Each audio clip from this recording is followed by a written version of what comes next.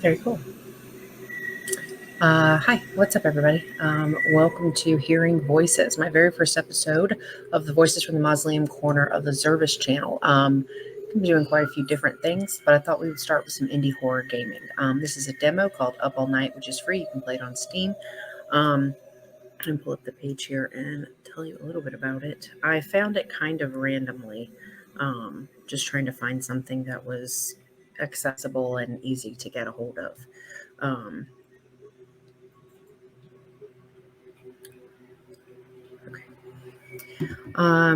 Unearth secrets hidden between the trees, solve a murder, confront what awaits in the darkness. Whatever transpires, you're guaranteed to be up all night. This is done by Fiendish Fiction. I think the full game is available for like $7 if you like the demo and you want to check it out. I have not played anything before, so we're going to start from the beginning. It was a long drive, but we made it. You feeling okay, sweetie? I told you, I'm fine. I just want to lie down. You go do whatever. Mom and son? Yeah, my mom looked out the cabin window and went quiet. She looks disappointed. She was talking nonstop about that mountain village the whole drive up. Look, why don't you go back to that town and look around? I'll unpack and watch a movie or something. She hesitated and a worried expression crossed her face. Why does she have to keep looking at me like that? It's been 4 months. I'm just going to turn it down a little bit because it's really loud. I don't want my microphone to pick it up. Okay. I don't know. You haven't been alone since... Ugh. I don't know what that means. Stop being like that. I told you, I'm fine. Just go see the town. It seems like your kind of thing. But Nick, I'm fine. I just want to be alone. Why does she have to be like that? I'm tired of all the pity. She hesitated, then sighed, the worrying shifting to resignation. If you're sure we're only here for a week, go have a good time. After we've unloaded our luggage, I ushered her out the door. She waved at me before driving back down the road. Curious because that screen showed this particular room. Good. Now I can finally be alone. Like I wanted. I put my stuff away and spent a few hours playing games on my phone. No cell service though, this sucks. Not like there's anyone I'd want to call anyway. It was starting to get late and my mom still hadn't come back. She called a few hours ago on that cabin phone. Just had to tell me all about the crummy little stores in town. Probably just got distracted with all the shopping. Shit. It's getting pretty loud out there. I pulled the curtain aside.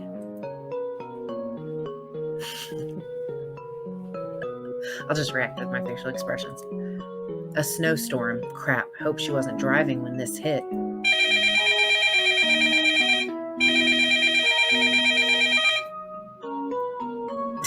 Ring, ring.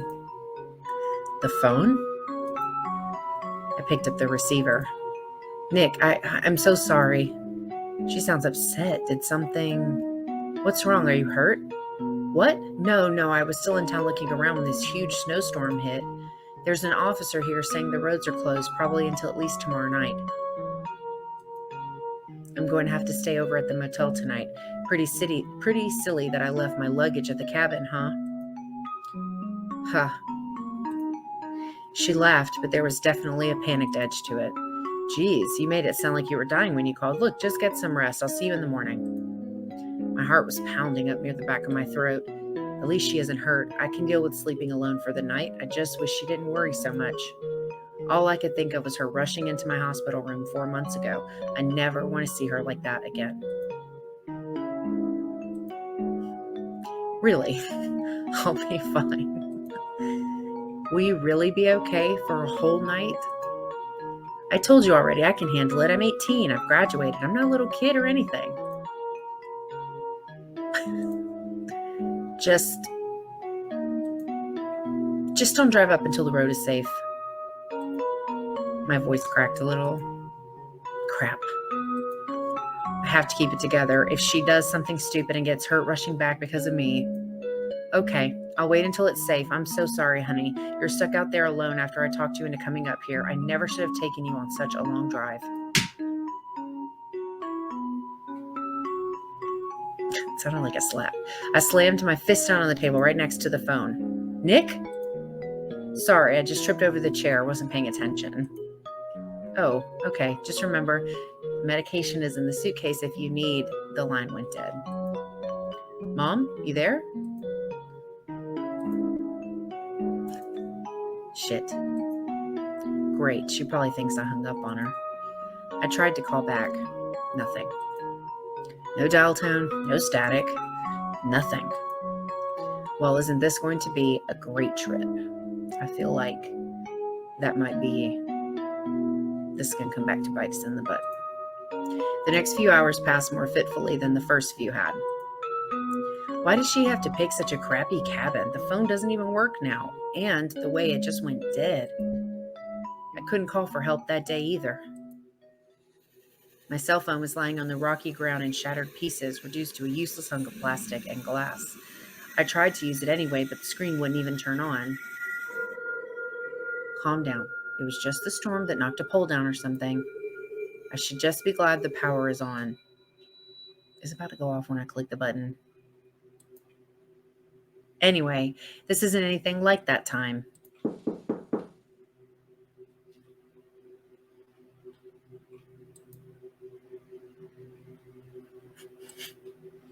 What the hell? The door?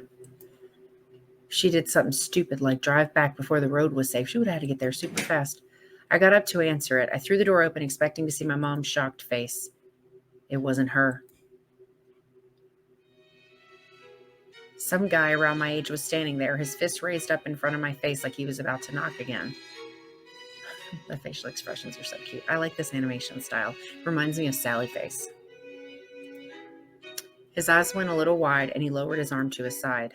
Oh man, this is super awkward. Apologies if I woke you. I was just checking up on all the guests. You would be... Oh, I'm Nick. Who are you? He extended his hand out toward me. Apologies again. I asked your name and didn't give you mine. I'm Felix. I don't trust Felix.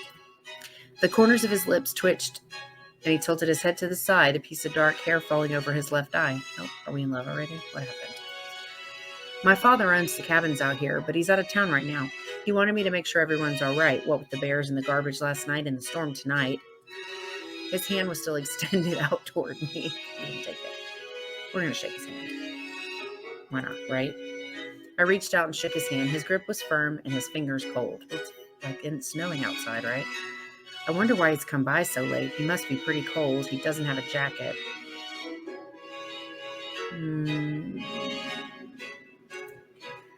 Do you want to come in and warm up? It's pretty cold out there. You don't mind? I did forget my jacket. Don't know what I was thinking, really. Me either, considering it's snowing outside.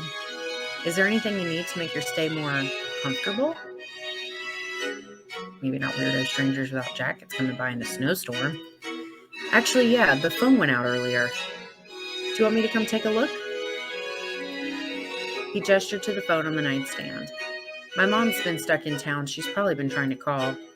Yeah, come in and take a look. Maybe you can fix it? He looks like a vampire. Okay. I moved out of the way so he could come in. He smiled at me as he stepped inside and went over to the phone. I fiddled with my cell phone, eyeing the empty reception bars. Well, at least I downloaded a couple of offline games so I have something to do to pass the time. I wish there was reception up here. It's weird having to use one of these old phones. The price of isolation, I suppose. Well, the phone looks fine. There must be something wrong with the line. It'll probably be out until someone can come up here and do repairs. Well, crap. So much for that. I guess I can't call her back then. Her? Did you come here with your girlfriend? Ugh, no, definitely not. It's my mom. She got stuck in the town because of the storm. I guess that was a thought. We didn't say that out loud. I was thinking he already told him that. No girlfriend then? Is this actually a dating sim? Felix smiled again and raised an eyebrow. We locked eyes and there was a strange intensity in his gaze. What's with this guy? Why is he asking me something like that? No, I don't. I tried to push Bree's face out of my thoughts and a wave of nausea washed over me. No, I never actually asked her out. She was never my girlfriend. Brakes shrieked, then went silent as the wheels lost traction and left the road. We were tumbling down the embankment, everything spinning in slow motion. Oh, she died in the car accident. Or in a car accident. Bree was there somewhere. The back? Tyler was up front. I think Bree might have been screaming, but the blood was pounding so loudly in my ears. Wrong? Everything is wrong. Everything's been wrong since. I felt an arm slip around my waist. Bree? No, she was in the back seat. There were hands on my shoulders now, shaking me back and forth. I could hear someone calling from a distance. Nick, what's wrong? My eyes slid back into focus and I found myself sitting on the couch. Shit, I had a flashback. I thought I was over those. I was covered in cold sweat and bile was rising in the back of my throat. My leg was throbbing and my neck ached. No, don't think about it. I'm fine. I'm going to be fine. Nothing, just tired. Long drive, Must have fallen asleep on my feet or something. I rubbed at my leg and winced before feigning a yawn. Yes, anyone would be tired after a drive like that. I'll call in a technician once the road is clear. I stood up and almost immediately the dizziness hit again. Felix opened the front door.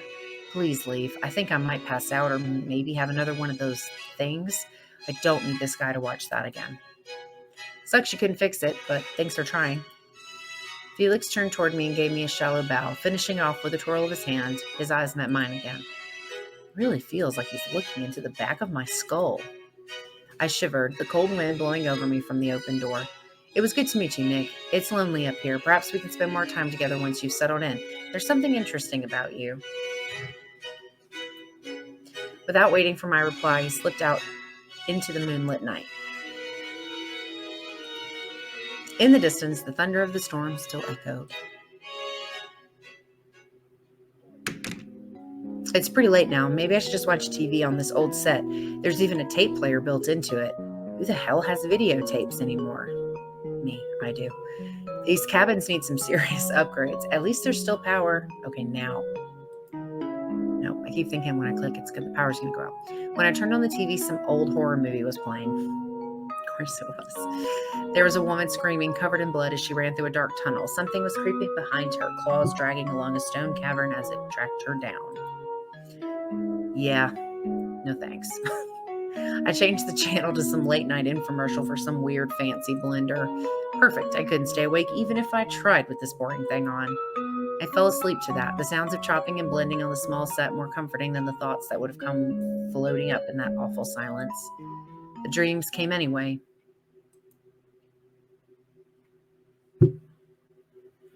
No, I need to get out of here. I was rolling, my body snapping from side to side as the car crunched down the embankment. Why is this always the start of the dream? It wasn't the start of that night. I could hear the brakes squeal when I slammed them down. Then their scream went silent when the tires lost the road. Yeah, that's what happened first, except I'm still rolling right now. That's not right.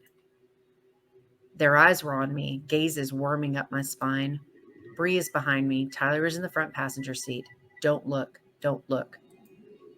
Instead, I stared fixedly at the bloody crimson rivulets dripping down the dash. There were strips of flesh and torn hair pinched in the starburst crack in the windshield where Tyler's head had hit.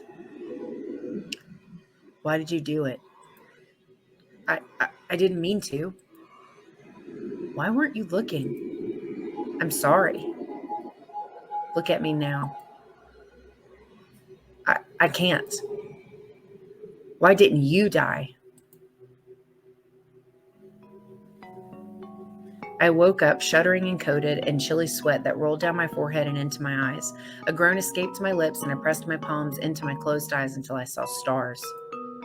I wish I could stop those dreams. At least I won't be alone again tonight. It was late. It was light outside now, and the TV was still on. The morning news was playing. Quite the storm we had last night. The pass up to Aspen Lodge had been closed until the city can plow it. Hope you vacationers have a cozy fire and a book, because it's going to be at least another night before it's clear. I groaned again. That was not the sort of news I wanted to hear. Not at all. Never mind then. I guess it's another day alone. No reason to wait around here. Might as well go out and get some air. Maybe I'll run into that guy. What was his name? Felix? Or maybe I'll get lucky and get mauled by that bear. I won't have any more nightmares then. You think he just stands like that all the time? I opened the door to leave and nearly walked into Felix, who was standing just outside. What the... It was snowing lightly, the sky still overcast from last night's storm. He sighed and rubbed at the bridge of his nose as if he had a headache. I wanted to apologize for last night. I can be a little, intense. And here I am, surprising you again. I've made a bad impression, haven't I? There was a light dusting of snow on his shoulders, and there were slight bags under his eyes that made him look tired. He was holding a small basket at his side, the contents wrapped in a blue checkered cloth. It looks like he didn't get any sleep last night. Was he out looking for that bear? It's fine. Don't worry about it. Most of the people who come up here are either retired or parents with young kids.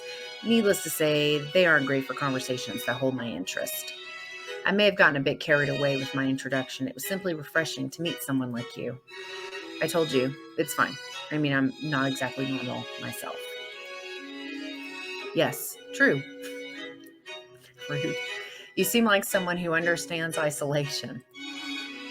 Yeah, I guess, but I'm only here for a couple of days. It isn't like I'm going to be here forever. Well, of course, I'm not a fool, Nick. I was thinking I should come over tonight. I would like to get to know you better. I would regret it if our time was defined by one single strange meeting.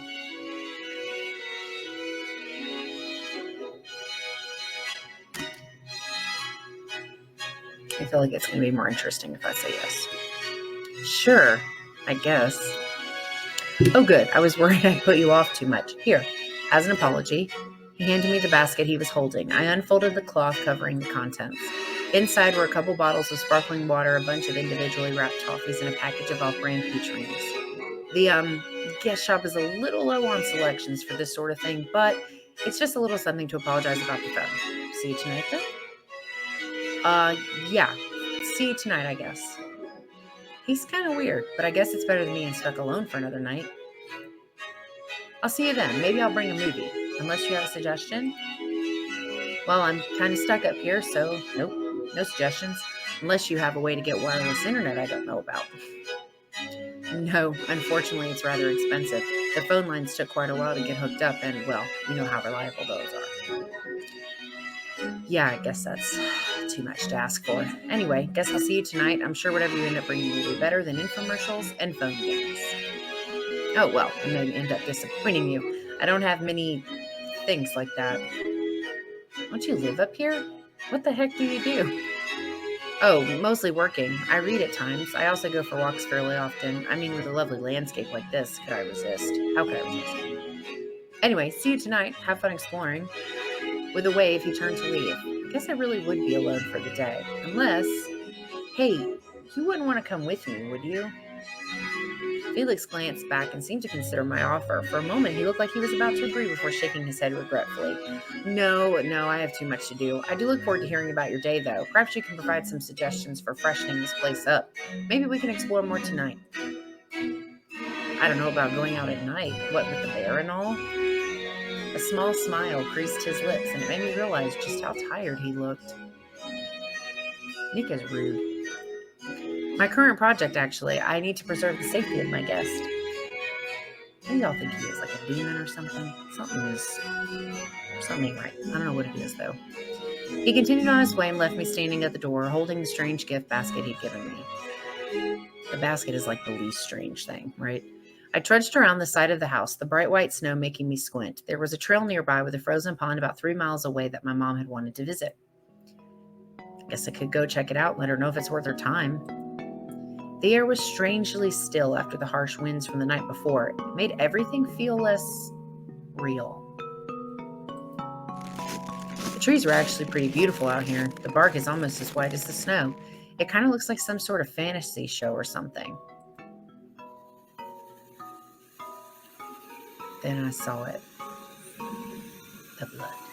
A blossom of red among the endless white. This smear was so crimson bright that it gleamed like a beacon. I couldn't look away. What is that? A person? After I got closer, I could see 3 hooves poking out the layer of fresh snow. A deer, maybe? Why the hell did I think that was a person? Maybe there really is a bear around here. Oh, gross. What in the hell is that?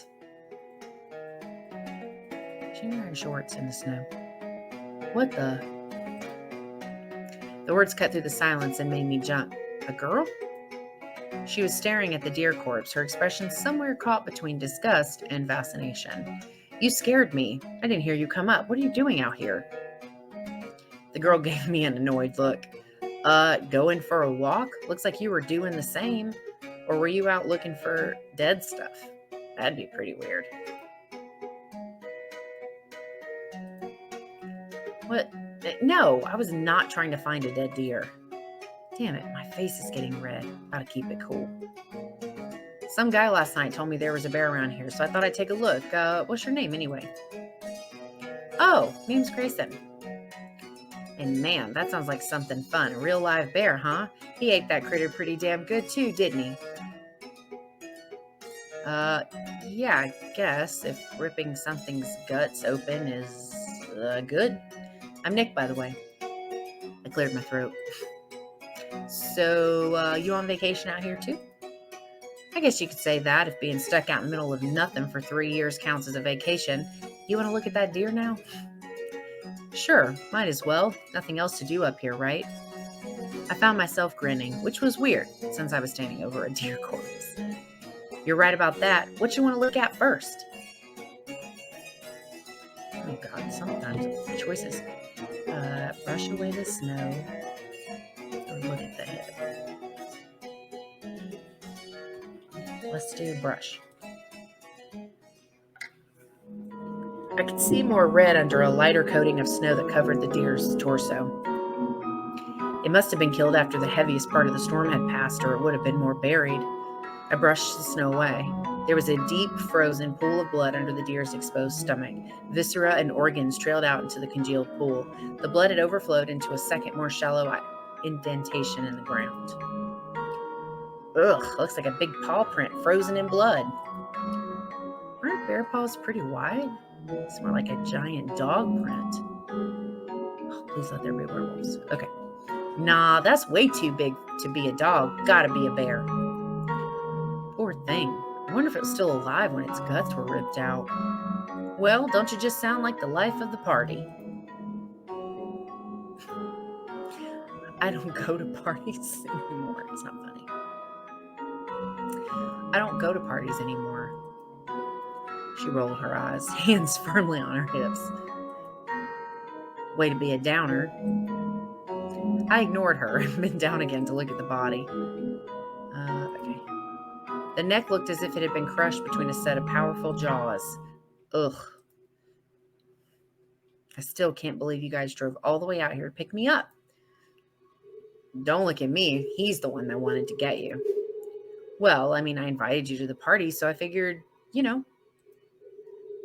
Are you blushing? Shut up. You're super red, man.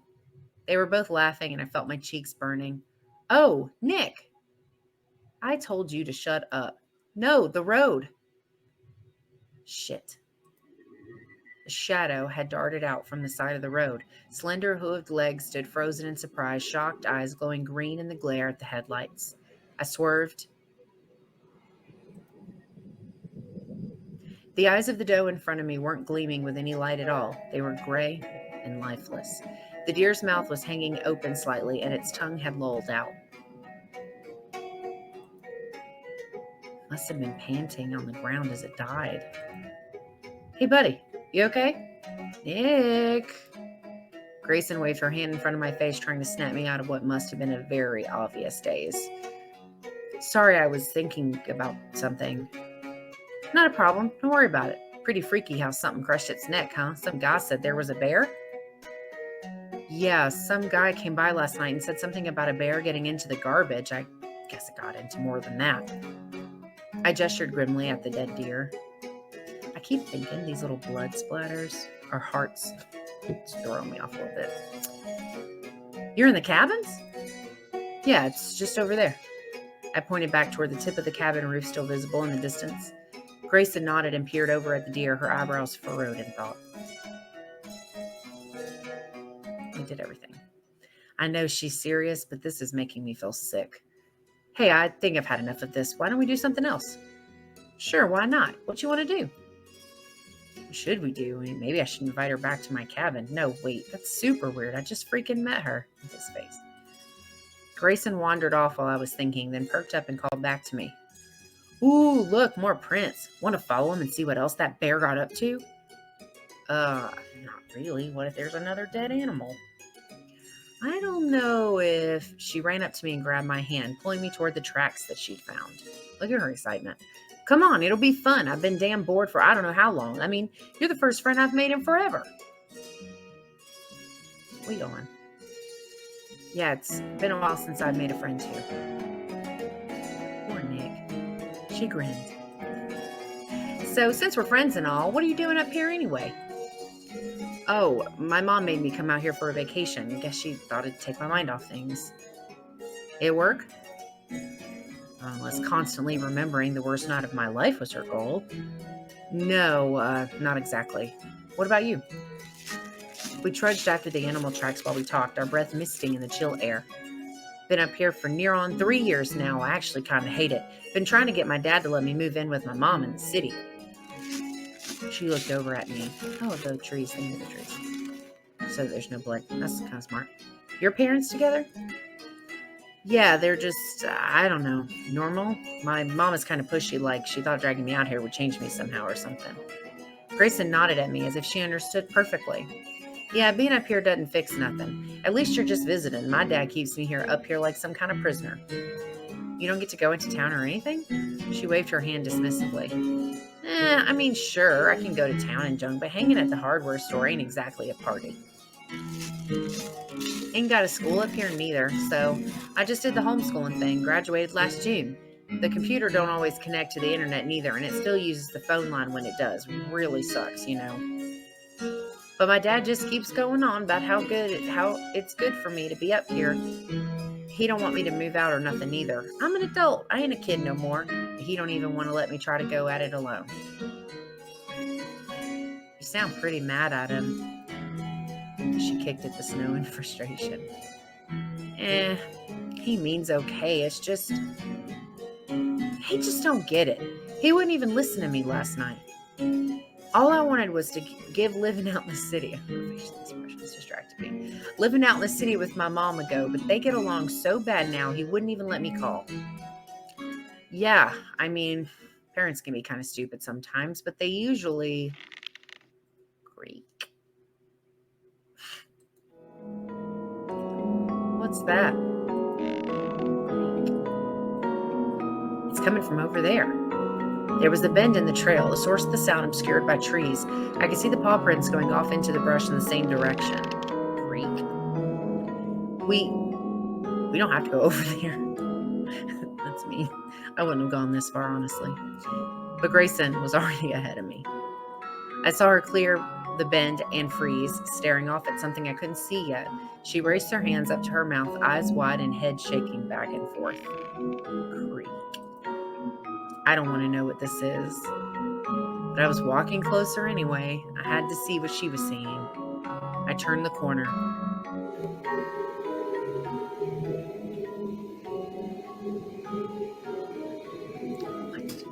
Thanks for playing the demo. Buy the full game on Steam. Well, I guess that's it for Up All Night.